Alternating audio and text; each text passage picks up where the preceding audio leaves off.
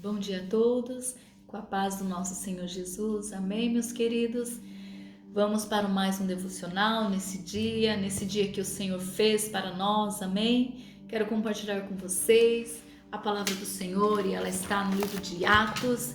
E foi tão bom estudar Atos por esses dias, não é mesmo? Se você tem acompanhado a leitura com a leitura bíblica da semana, nós terminamos a leitura de Atos, como nós aprendemos novamente. E eu vou ler com vocês o capítulo 26, versículo 31 e 32, que nos diz assim: E retirando-se dali, falavam uns com os outros, dizendo: Este homem nada fez digno de morte ou de prisões. E Agripa disse a Festo: Esse homem podia ser solto, se não tivesse apelado para César. Queridos, Paulo nos ensina tanto no decorrer desses capítulos. Mas hoje eu vejo um diferencial na vida de Paulo. Paulo, depois que passou de perseguidor da igreja a ser perseguido, Paulo começou a sofrer muitas dores, muitas ofensas, muitas perseguições, muitas prisões. Paulo apanhou pra caramba, apanhou a ponto de quase dar-se por morto.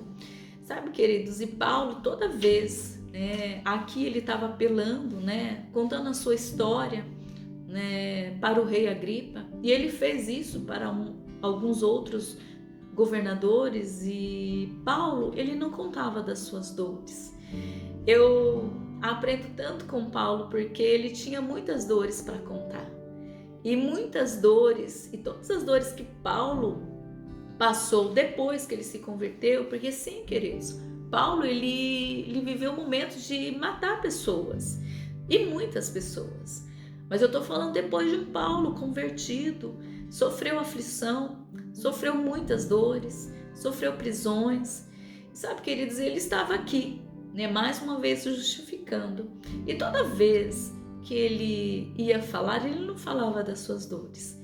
Paulo, ele falava da sua conversão, de quanto o seu encontro com o Senhor Jesus tinha sido maravilhoso.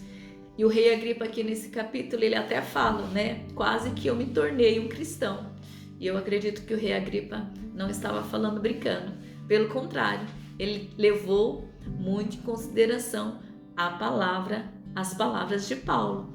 Queridos, e Paulo não apelou para César, porque lá em Roma teria algo bom para ele, algo fosse menos doloroso para ele. Não.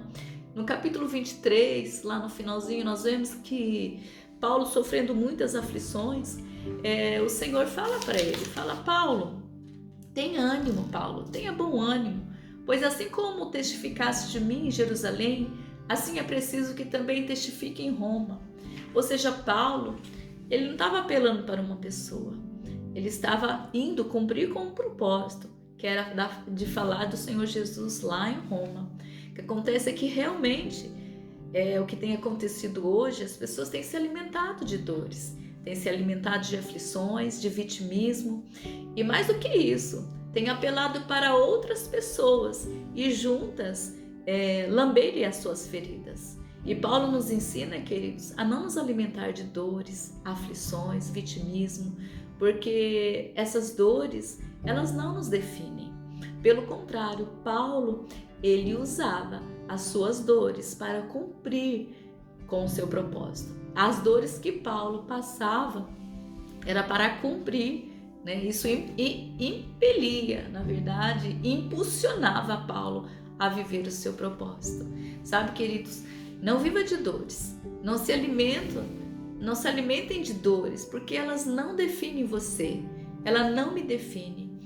E eu lembro também de palavras do apóstolo Paulo, de algumas palavras que essas sim têm que nos definir como cristãos que querem viver o propósito de Deus nessa terra, e que ela fique aí marcada no seu coração, assim como tem marcado no meu coração, e como diz o pastor Brás, vai estar na lápide dele quando ele falecer. E é uma palavra que o apóstolo Paulo diz, e que Realmente, isso definia a vida dele e não as dores que ele passou. No capítulo 20, o versículo 24 nos diz assim: mas em nada tenho a minha vida por preciosa, contando que cumpra com alegria a minha carreira e o ministério que recebi do Senhor Jesus, para dar testemunho do evangelho da graça de Deus.